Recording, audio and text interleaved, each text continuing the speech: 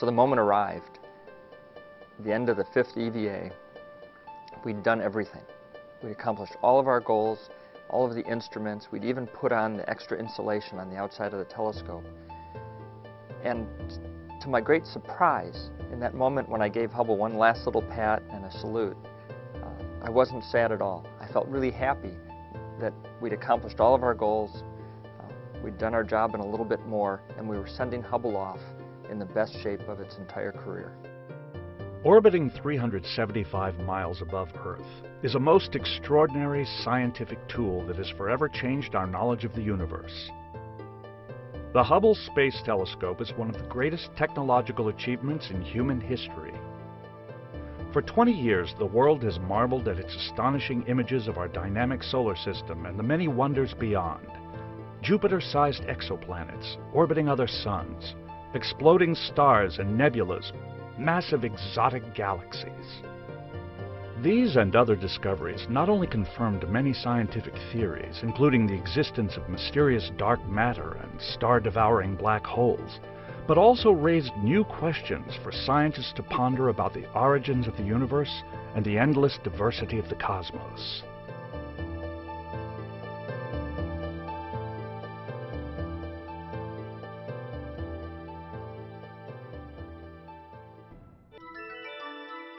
Since the dawn of time, we've looked skyward and wondered, how far away are those stars? And how many are there? How did this all begin? Are there other worlds like ours out there? It was only 400 years ago, a mere blink in the cosmic timeline, that Galileo first observed rings and moons on our neighboring planets, Saturn and Jupiter. This forever dispelled the myth of Earth as the center of everything. Modern astronomy was born. As centuries passed, telescopes became larger and more powerful, able to observe far beyond the limits of our eyes. In 1924, from atop Mount Wilson, California, the astronomer Edwin Hubble first observed that the universe is made up of billions of galaxies, extending well beyond our own Milky Way. Hubble observed that distant galaxies appeared to be rapidly moving away from us. Using known stars to calculate distances between galaxies, Hubble confirmed their retreat. In 1946, the acclaimed astronomer Lyman Spitzer proposed building a large telescope to orbit the Earth.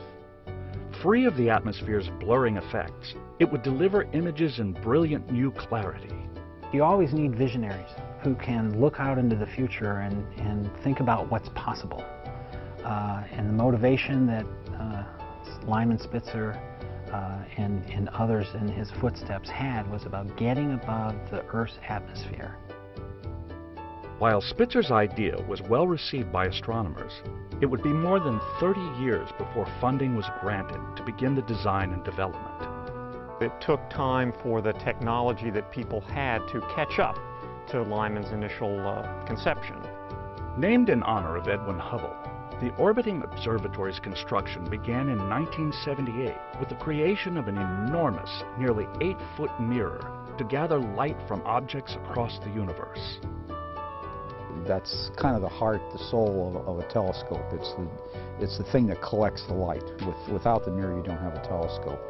When completed, the Hubble Space Telescope would contain a wide field and planetary camera, a high-resolution spectrograph, high-speed photometer, a faint object camera and spectrograph, all capable of beaming real-time data back to Earth for analysis by scientists. And all contained within a spacecraft as large as a school bus and weighing more than 12 tons. Hubble's journey finally began on April 24, 1990 at NASA's Kennedy Space Center in Florida aboard Space Shuttle Discovery. Roll program. After a shuddering, bone-jarring launch, Hubble and its precision instruments was gingerly placed into orbit. I remember the crew talked for months leading up to the flight about what the significance of the flight was going to be. There was a lot of conversation back then among the scientific community about the Big Bang Theory And there were those who believed that Hubble would provide all the answers. Among the crew members, we thought that Hubble would provide lots of answers, but that it was probably going to revolutionize the field of astronomy and astrophysics. Light from the objects it studied would be focused onto Hubble's giant mirror, then converted into data for downlink through a communications satellite to 60-foot microwave antennas at White Sands Test Facility in New Mexico. From there, the data would be relayed to Hubble's Operations Center at NASA's Goddard Space Flight Center in Greenbelt, Maryland, and on to the Space Telescope Science Institute in Baltimore for dissemination to scientists worldwide. Now that the telescope was deployed, the promised brilliance of its photography had astronomers eagerly anticipating Hubble's first images. What they got were pictures rendered useless by a fuzzy halo around each of the sighted objects. We expected that we would have to make adjustments to make the images as clear as possible. But as hard as we tried, we could never get all of the fuzziness out of these pictures. Finally, everybody kind of got around the table and said, we've got serial aberration, and we cannot do anything on the ground to correct it. While we were confident in the assessment that was given by the scientists and the engineers, I always had this nagging feeling that we may have done something in our real struggle to get Hubble out of the payload bay that had contributed to the problem. The primary mirror had been polished perfectly, but to an incorrect prescription. A repair plan was needed. NASA engineers focused their expertise and came up with what they believed was the solution. December 1993, STS-61 astronauts delivered to Hubble a new wide-field planetary camera with a set of internal mirrors that the telescope would wear like a new pair of eyeglasses. When we started out on this mission, the STS-61, all the failures had not happened. We're redesigning the mission as more things fail. And they were contemplating splitting our mission up, thinking we couldn't possibly get all done what we got to get done, and there's more failures happening. The miracle on the ground was getting it all done and getting it onto the shuttle on cost and schedule, and then the miracle in space was for the first time ever servicing a satellite with 5 EVAs and having every single spacewalk go perfectly. And then it all culminated with what could only be called the day of vindication. This time, the images disappointed no one. It took years, but I finally breathed a sigh of relief that I had not been one of the causes of Hubble's fall. The newly restored Hubble was ready to work. Just 9 months prior to Hubble's successful servicing, 3 astronomers at California's Palomar Observatory had discovered a comet whose enormous fragments now appeared to be on a collision course with the planet Jupiter. For Hubble, it was a golden opportunity to watch as the gas giant's atmosphere was blackened and scarred, then racked in seismic waves by planet-sized chunks of the comet. With almost every new observation, Hubble was rewriting the science books and raising new questions for astronomers. Over time, NASA would send 4 more shuttle crews to service and upgrade the Hubble Space Telescope. In May 2009, STS-125 and its Space Shuttle Atlantis crew performed the 5th and final servicing mission. Upgrades, repairs, and new equipment would give Hubble a new lease on life. It's just really a wonderful experience to be there and be inside or outside of the telescope looking at it with the Earth in the background. Working during a spacewalk is really quite a privilege. So those memories are the most vivid ones that I have. This was mission specialist John Grunsfeld's 3rd visit to Hubble. On his 6th spacewalk, Grunsfeld became the last human to lay hands on the telescope. So it's this synergy between the humans and the design of Hubble to be serviced that has really given us not one Hubble Space Telescope or one observatory, but many observatories each time we visit it and reinvent the telescope. Hubble really is an amazing example of the way people and robotics works together in space. Hubble is up there without people operating it in space every day, taking these great observations, and yet it benefits from having people come to it and inject new technology. So it's not a 20-year-old telescope. It's got brand new technology. I think it's a real lesson, and one of the legacy products of Hubble is that throughout this servicing series, this incredible series of 5 servicing missions, Hubble has done nothing but get immensely more powerful. With Hubble, our neighboring planets now reveal themselves in never-before-seen clarity. Giant gas planets like Uranus and Neptune, they sound large and they are large, but they're very far away. And to ground-based telescopes, they are small disks of light without a lot of detail. Hubble really zooms in and shows us quite a bit of detail on those planets. Surrounding us, we now see billions of galaxies in every shape imaginable, millions of light years across. It's a single point of the sky. We stared for 10 days at a single blank piece of sky, no more than a drinking straw. So you look up at the sky, look through a drinking straw, and we found 10,000 galaxies in that single pinpoint of dark sky. 10,000 galaxies there. Some of those galaxies have been around, their light has taken 13 billion years to reach us. Hubble's imaging of exoplanets circling nearby stars provides direct evidence of new planet systems under construction.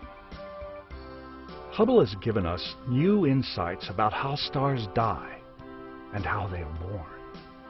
Hubble's discovery of a supermassive black hole in the center of galaxy M84 has led astronomers to conclude that an immense black hole is at the center of most galaxies. What we did was we put the spectrographic slit of this instrument down right on the core of this elliptical galaxy M84. So what we're looking for is the signature of a black hole. What happens there? What happens in that environment? Well, usually what happens is there's a ring of gas in a very tight orbit around that black hole. And that ring of gas is rotating very, very quickly, of course, because the black hole mass is huge. One way to recognize the presence of a black hole would be to measure its influence on the stars and gas that are close to it. Hubble has greatly contributed to astronomers' knowledge of dark energy and how this mysterious, little understood phenomenon is speeding up the very same expansion of the universe discovered by Edwin Hubble decades before. What everybody believed was that the universal expansion was slowing down due to gravity. I mean, it made sense. There's no anti-gravity that we know of, but there is now. In Hubble's 20 short years, we've learned more about our universe than in the nearly 400 since Galileo first peered into his modest telescope. Hubble's last servicing mission marks the telescope's new beginning. More powerful than ever, it will lead our exploration of the cosmos for several years to come. To come to the end of that time and release Hubble and think, you know, everything we came to do got done, made me feel really proud about the whole team, the way we'd worked together. Hopeful for the future with Hubble that everything we'd done actually worked and when they checked it out. And just thinking about what Hubble could do now that we've given it a new lease on life. It was very rewarding. Not many humans get to work on things that 100 years from now, history will remember. Hubble is certainly one of them. The Hubble touches people not only for the science, but it touches people for its aesthetics and its beauty. And the people that choose what to study have done the right thing. They've done an extraordinary job of not only getting great science, but also the beauty of the universe. 400 years from now, they'll look back and they'll say, well, the Hubble really did change the way we see the universe. I think the scientific legacy is that textbooks have been rewritten because of Hubble. I think the fact that we didn't know 20 years ago about black holes or exosolar planets or galaxy evolution, dark energy, we didn't know we could measure dark matter. I mean, we're at a point in our history where we have now discovered we only understand 4% of the universe. The rest of it is completely unknown. Waiting in the wings is NASA's Next Generation Telescope. When it is launched in 2014, the James Webb Space Telescope will soar deeper into space and look even farther back in time to unexplored territory at the beginning of our universe. And the Hubble has shown us, if you like, the peaks of the iceberg, those very first galaxies. The James Webb Telescope is going to penetrate right into what we call these dark ages, where those very first galaxies are probably lurking, out of sight from us currently. The Hubble telescope has made a remarkable journey, from imagination to reality. It has not only transformed the way we view the universe, but also fundamentally changed how we view ourselves, our place in the ever-expanding cosmos, and the never-ending journey before us.